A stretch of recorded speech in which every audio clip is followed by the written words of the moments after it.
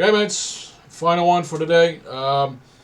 This is the House of Representative elections. So, first off, I wanted to quickly state the changes in this regard. No new retirements in the past cycle, so this is about the map you're looking at. 176 to 168 at the moment, of course.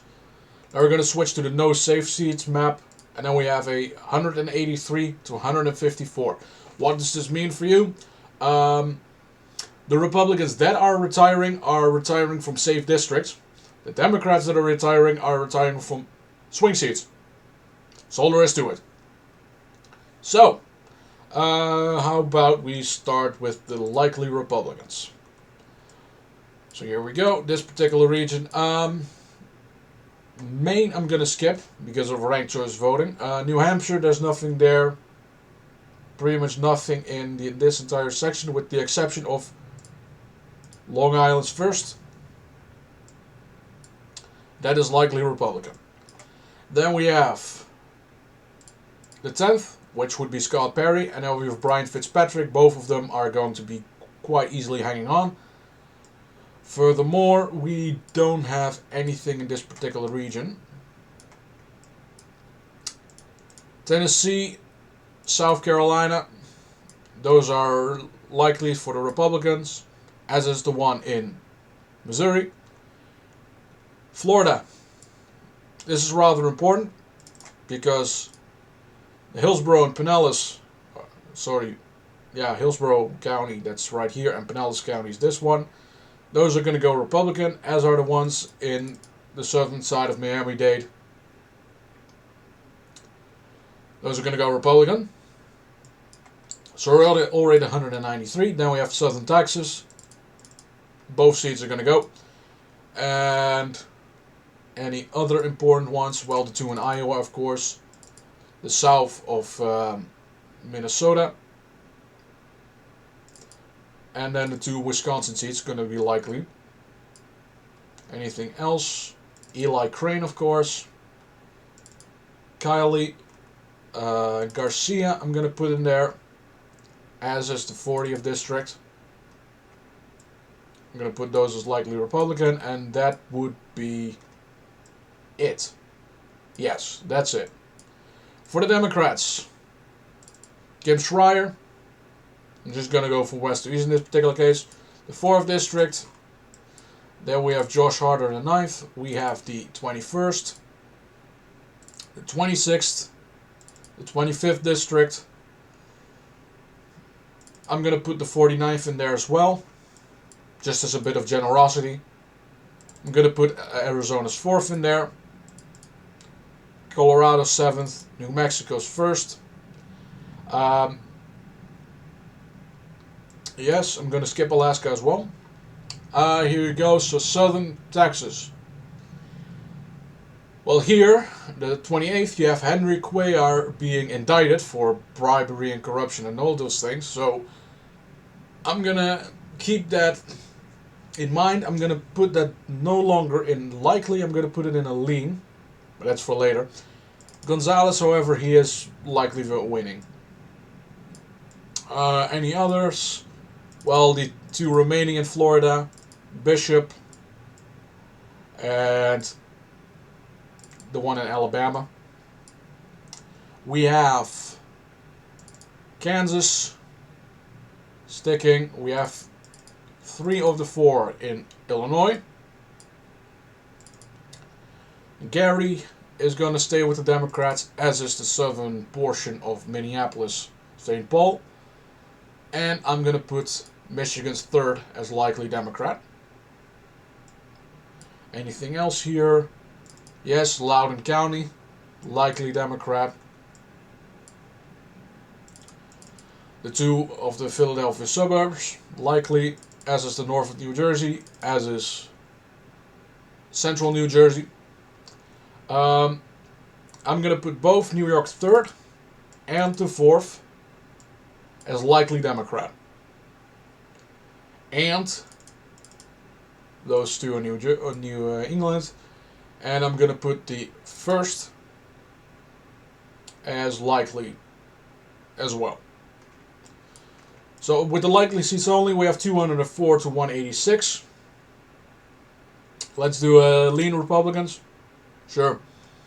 Ryan Zinke, he's going to hang on about 5 to 6 points.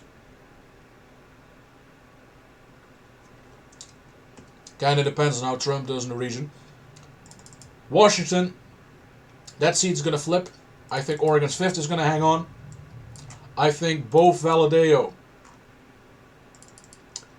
and Calvert are hanging on. I think this one as well.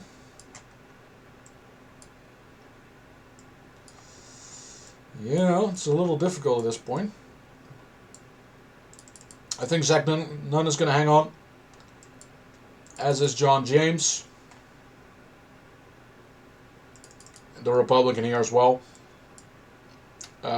Bacon, he won re-election, essentially. The 17th, so that's Lawler and Molinaro, they're both going to win.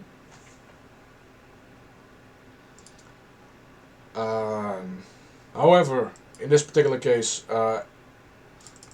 New Hampshire, Connecticut, and the 2 New York seats, they're going to go for the Democrats. As are the remaining 3 seats in Pennsylvania, and the one in New Jersey. I don't see Keene winning re-election. Illinois, just for the ease. These are like really tough ones now. I think New Mexico, the 3rd district, is going to stay with the Democrats, as is the 8th. Cuellar is going to hang on. And now we're at the really tough ones. So, Oregon 6th. It is a region that is slightly drifting towards the Republicans. However, I don't see that hanging on, that trend in the presidential election. So, with that, I think it's going to stay with the Democrats.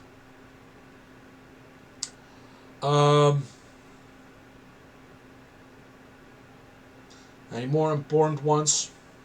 Yes. Maryland, David Trone, he lost the Senate race, and I think this seat is going to be a lean Democrat, mainly because it included the Washington suburbs. Now, if this district wasn't gerrymandered to Shitterines and was actually more fairly, it would include more portions of Baltimore County, for an example, then the Republicans would actually have a chance of winning this one. But at the moment, no dice. Jen Kiggins over Virginia Beach. She's going to probably win by about 4 to 5 points. As is Buckhout over in North Carolina. So Republicans are basically at the threshold already. They just need one more victory out of the remaining 18 districts. So, let's go for California. For some reason, John Duarte is not killing himself in terms of campaigning. I think he's going to narrowly hang on. I'm going to put him as a tilt. Funny part about this district, the 47th, Porter is now gone. And the Democrat that is nominated, David Min, he has quite a bit of problems in terms of campaign. He has no finances, he has a DUI, and those kind of things. So it's kind of killing his campaign. I think that's going to flip Orange County.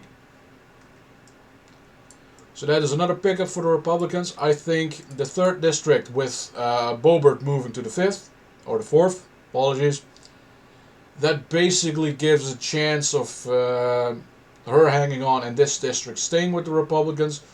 So I'm going to give that to them for now. New Mexico. This is a district that went to Trump by about 3 points, I believe. Yvette Herrell lost by about 100 votes. I think with Trump on the ballot, I think she's going to narrowly win. That brings us next to, let's do Arizona. I think Schweikert and Siskumani are going to narrowly hold on, both of them. And I think all 3 seats in Nevada are going to go to the Democrats. However, one of them is going to be a sleeper in this particular case, in which case I think the 4th district is going to be remarkably close this time around.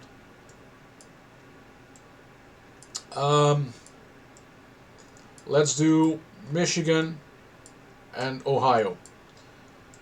Let's do Ohio first. So I think Cincinnati is going to stay with the Democrats. I think Summit is going to stay with the Democrats. However, I do think Capture is narrowly losing. Reason for this is the Republican nominee is from Lucas County, which is where Toledo is, which is the only reason why Capture keeps winning. This would be a margin of roughly 1,000 votes over the entire district. That's about the margin of victory you're going to look at. Then you have the 2 in Michigan. One of them is going to go Democrat. The other one's going to go Republican. At the moment, I'm going to think something in this range. So about a 2-point victory in Flint for the Republican candidate, and then for the Democrat in Lansing is going to be about a 4-point victory. That's about what we're looking at. 2 more important seats, I guess. One more here in Virginia. I think the Democrat's going to win, which is funny because now you have a Ukrainian soldier being a representative in Congress. That's just hilarious. I mean, we already have Israeli soldiers with Brian Mast, so why not, I guess. Louisiana. There's a little bit of a court struggle going on, whether the map is going to be used for this cycle or not. I'll keep an eye on this, but at the moment I think in the map it is not going to be used. In which particular case, Graves is going to win easily. However, if the map is being used, I think he still has a chance to pull it off. So I'm going to put this in Republican column for now. We'll keep you updated on this. Next up, Maine 2nd and Alaska. Both of these seats are ranked choice voting. Problem is, Trump is going to win Alaska by about 10 to 15 points.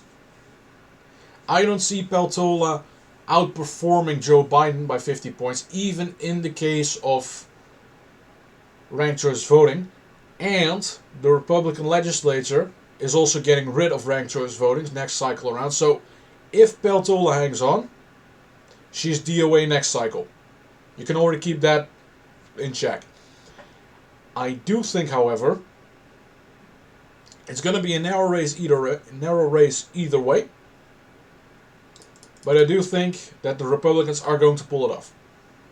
And we're talking about a 51 to 49 after all the votes have been redistributed. Maine 2nd, Jared Golden, he decided to do the ultimate stupid thing, and that was to endorse gun control in the state of Maine.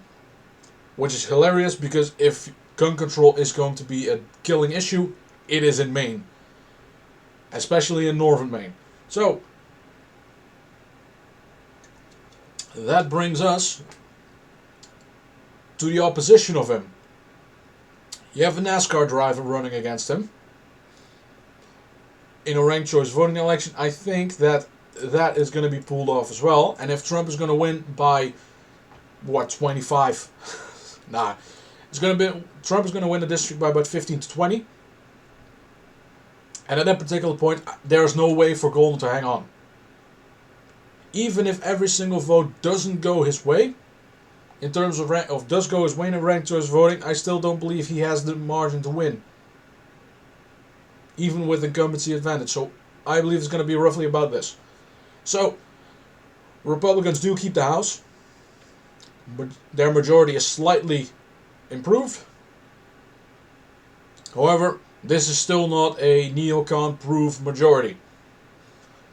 because the people that are flipping the seats, well, you have Buckhout in North Carolina, that's a neocon. You have another flip would be Harrell, she's okay. You have Scott Bay, kind of a neocon. Joe Kent is good. You have the Republican Michigan, that's a neocon. So that's 3 already. You have, you have the 2 in New York. So Molinaro and Lawler, I consider them to be neocons. Bacon is another one. So basically the majority is mostly neocons. That's a big problem if you want to secure the border, because they're going to vote against that, because they are paid for by the multi-billionaires and the multinational corporations to keep immigration levels flowing so that you have cheaper labor. That's why the migration crisis has never been solved, for simple reason.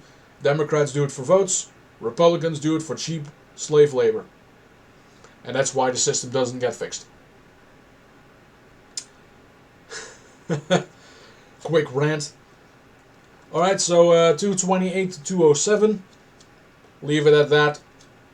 Thank you kindly for watching. See you next time. Cheers.